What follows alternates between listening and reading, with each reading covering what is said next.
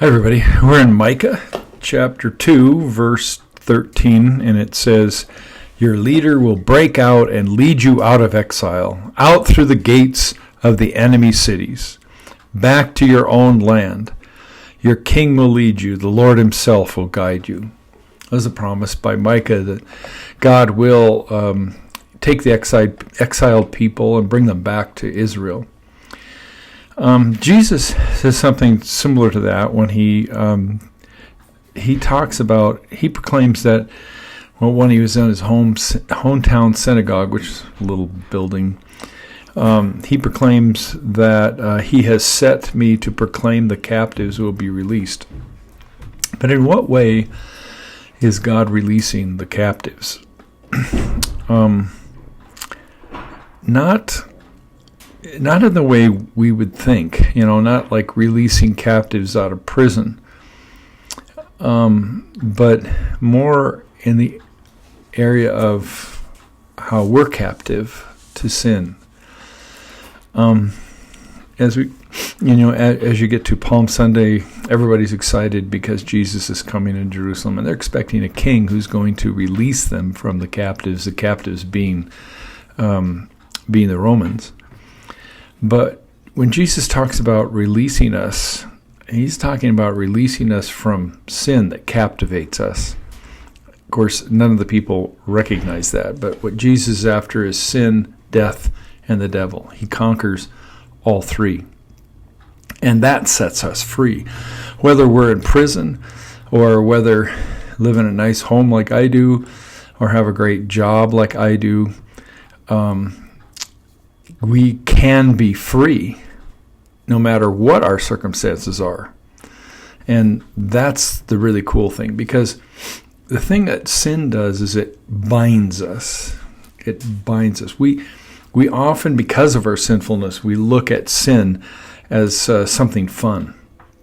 But if you follow sin through, if you play the whole tape out, like AA says, play the tape out, the result of that sin is never healthy for us or good for us, ever. And so it binds us. It looks enticing, but then it binds.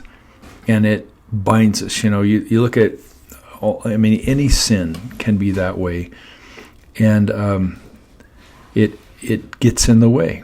And that's what Jesus is here to release us from. Not to mention the greatest binding of all, and that being death itself. That death binds us forever. And Jesus releases us from that binding through his resurrection and then eventually ours. And then the binding that the devil always wants to lead us to, and he wants us bound. He wants us. I've counseled lots of people, and it's just obvious to me that what's happening is the devil is trying to bind people so they're not free, so they're not having fun, and they're not having a great time. And often the devil binds us by using other people who have evil intent toward us and use us for their own quote-unquote advantage. So when Jesus sets us free, that's one of the things he says. He says, when I set you free, you will be free indeed. And that means freedom no matter what your circumstances are, because the Lord has taken care of you, and the Holy Spirit is inside of you to help unbind you in the places where you are bound in your life. One of those places can be a lack of forgiveness. And if you have resentments in your hearts, they're binding you. Like AA says, unforgiveness or resentment is a poison pill you take to kill the other person, but it actually ends up killing you. And that is also what Jesus frees us from, because he has forgiven us so much. So that's why it's so important for us to understand our own sin. It keeps us humble, but it also helps us to realize how much we've been forgiven. Makes it a lot easier to forgive somebody else. So, set the captives free. God bless and have a great day.